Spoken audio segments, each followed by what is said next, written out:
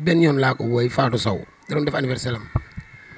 ma woy ko loolu mais chaque jour su may tëgg soirée damay terminer live bu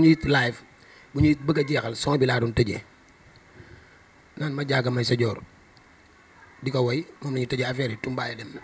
mais Fatou Sow doon def anniversaire am ndeysaan mu doon xale bu ndaw bu baax boo xam ne daf may teral di ma jàppale soirée fu ma fekk di ma daggal ticket di ma may xaalisam ak ay xaritam tombeek kuy def sa anniversaire dama lay woyal day tombeek bu dee sa anniversaire daa tombeek dimanche maa leen di danga koy ñëw si caat feete ko ci moom it anniversaire am mooy daggal ticket anniversaire am tombeek dimanche mu ñëw di ko feete ravin ma koy woy si ma jaaga may sa joor bi jékki-jékki loolu ñëw foofu ma naan ay Fatou Sow Fatou di ko woy xam nga ci la loolu ñëwee loolu man loolu déglu nañ live ba nit ñi sax fàtte live boobu dañoo xëy rek xale yu jigéen yi di ko fecc xale yooyu démb ñoom laa àndal di tourner clip xale yi ko doon fecc ñoom dañoo jëkk rek man ñu woo ma déglu xoolal sa téléphone gis booyee fecc ko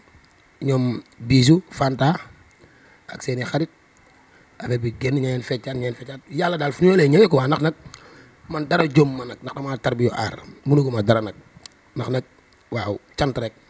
mënuguma dara damay jàng mais waxuma la Fatou Sow waaye loroo Fatou Sow sax day ñëw ndax nag dama muñ daal dama yàgg muñ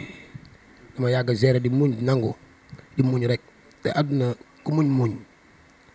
muñ di nga muñ lii jomb ma ndax dem naa Kaolack fu ne dem naa fa di tarbiyu aw salaam aw Pape Cepet di ànd ak Modou Bool yàlla na ko yàlla xare àjjana di ànd ak Pape Bool am nga ñoom Pape Sène Ibou Faye Mbaye délégué Aliou Mbaye ñu dëkk Mbacke di tarbiyu aar fu ne ma ay Daaru Muxti di tëggal Fada Diagne mi doon dara tey di ko feccal muy ree te tey maa ngi ko bëgg gis sax mais xam naa dinaa ko gis nag yàggatul dara waaye boobu doonagul dara Fada Diagne ndeysaan xool koy tey pour ma gis ko sax problème la man ak moom ay gaañal ay sama grand la mu caat feccal caat woyal mooy dem Daaru Muxti loolu yàgg kon aar boo tarbiyoo rek gis ko